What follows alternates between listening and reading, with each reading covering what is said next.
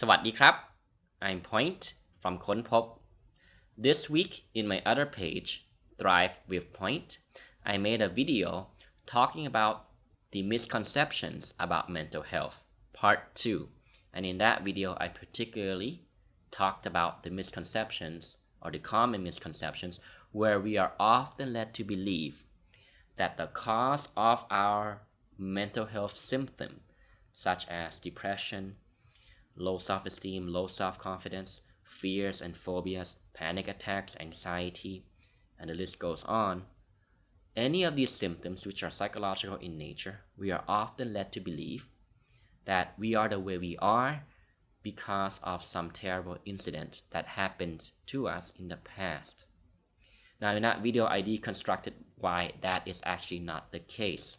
So do be sure to check that video out before continuing to watch this one, because they will build on each other quite well. And I don't want to repeat myself in every single small detail here in Konpop's video. But to sum up real quick, the reason why the past actually is not the cause of your current mental health issue, at least not in the way that you think about it, is simply because of how memory works. You see, the past no longer exists.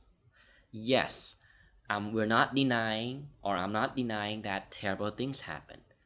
Horrible things, unfortunate things, loss, misfortune, betrayals, bullying, people have these unfortunate experiences. But to say that that experience is what causes me to be the way that I am today is, number one, is not helpful, and number two, is actually not true because of the way in which memory works. And again, I explained in detail in that video why this is the case. So do be sure to check that video out. I'll leave a link in the description. Ochsner and Shatner, researchers in this field, have demonstrated back in the year 2000, that memory is an entirely constructive process at all stages. So we always reconstruct the event in our mind when we recall a memory about it. And each time we reconstruct that event, it is actually not the same one as what actually happened. But we believe it to be true, and in that moment when we think about it, we continue to experience suffering, which we could call depression, low self-esteem, and this goes on. For example, you may be led to believe that I have low self-esteem, I have low self-confidence, I have depression today because I was abused and bullied as a child. I have a fear of flying today because back then, a few years ago, I had a terrible experience on a flight with a lot of turbulence. Therefore, I'm stuck the way I am, never daring to fly again, afraid to fly again. I am afraid of dogs because I was bitten by a dog when I was a child. Right? And this goes on. Now, in Konpop's video, I want to talk about this topic from the perspective of mindfulness and how mindfulness can help us understand what's going on in our own psychology and hopefully help us to overcome it, to cope with it better, to tolerate it, and to completely be free from the symptoms which you may continue to experience today as a result of the way that you think about it. In other words, that you tell yourself until you believe that you have low self-esteem, low self-confidence, depression because of a previous hurtful experience that happened in the past. Because again, the past no longer exists. I'm not saying that it was not hurtful when it happened. I'm not saying that misfortunes don't happen. I'm not denying that a loss may have happened to you. Yes, those things are true, but the point is they no longer exist in the here and now. What only remains is the belief that we continue to hold about it. And it is often the case that this belief has a very disempowering dynamic to it that actually causes us to have these symptoms, which we could call low self-esteem, anxiety, panic attacks, fears and phobias, or which we could just call suffering in general. Okay. So where does mindfulness fit in here? Right. Mindfulness or self-awareness, being aware of what is actually going on here and now in the present moment, as many teachers would talk about and as I have often talked about and discussed in many of my previous videos. It teaches us to get perspective on things.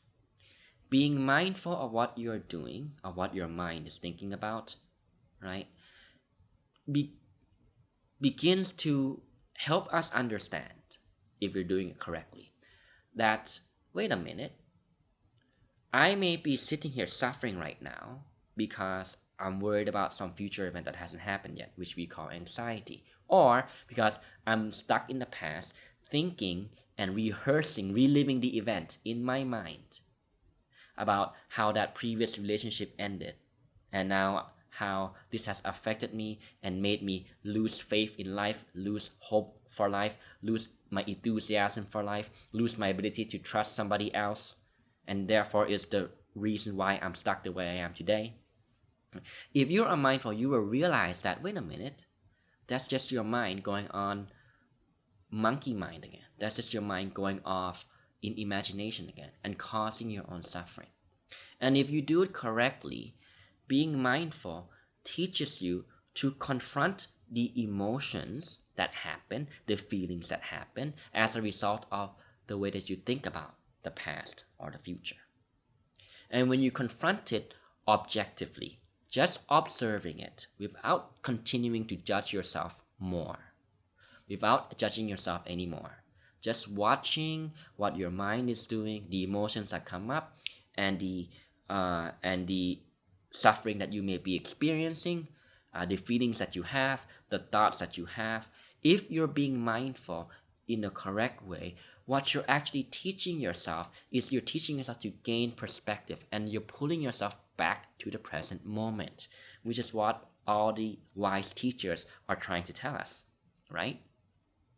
And once you are able to be mindful and have the self-awareness to pull your attention back to the present moment, you understand that when your mind is off wandering or thinking about the horrible thing that happened in the past, right, you'll start to notice that it's just a thought that rises, stays for a while, and then ceases to exist. You begin to understand that that is different from the objective reality in your direct experience in the here and now. Because in the here and now, you're most likely to be safe in the comfort of your home. But if you're not aware, if you're not being mindful, you believe those thoughts that pop up in your mind to be real. And when you believe it to be real, you identify with it. And therefore, you feel powerless in relation to it. You feel that you become a victim to those thoughts in some sense. So being mindful then will teach your mind to recognize what is actually real in the here and now.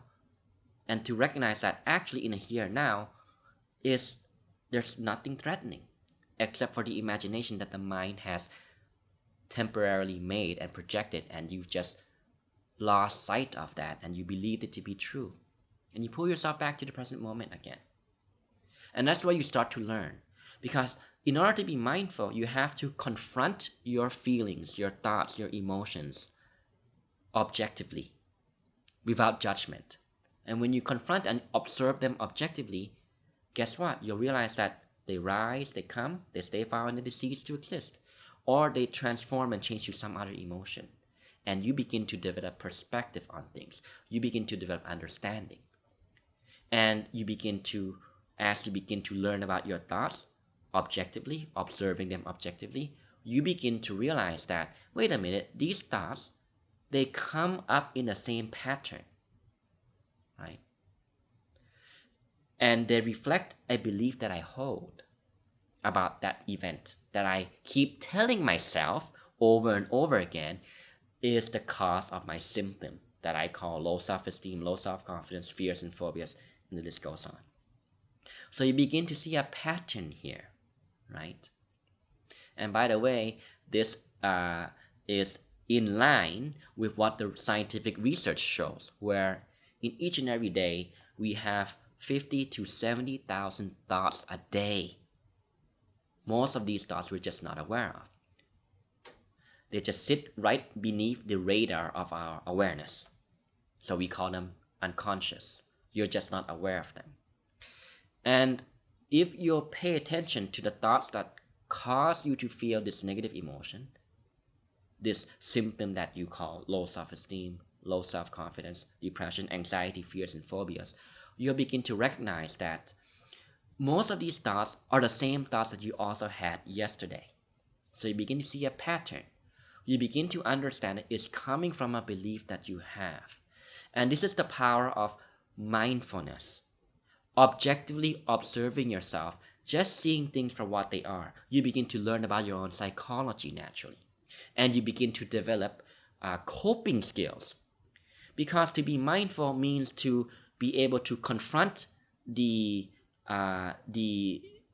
disturbing thought or the negative emotion and just stay with it. You're not reacting to it, and that's the point.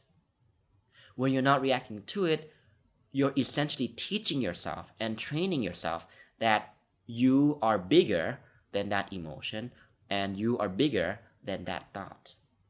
And yes, it may be unpleasant. It may be discomforting. It may be scary at times. But it can't kill you if you just watch it mindfully, and it will begin to go away. And this starts to develop your ability to confront the difficulties and challenges that life presents to you in a more non-reactive way. And this is the power of mindfulness, which I think the wise teachers, are trying to also teach us about.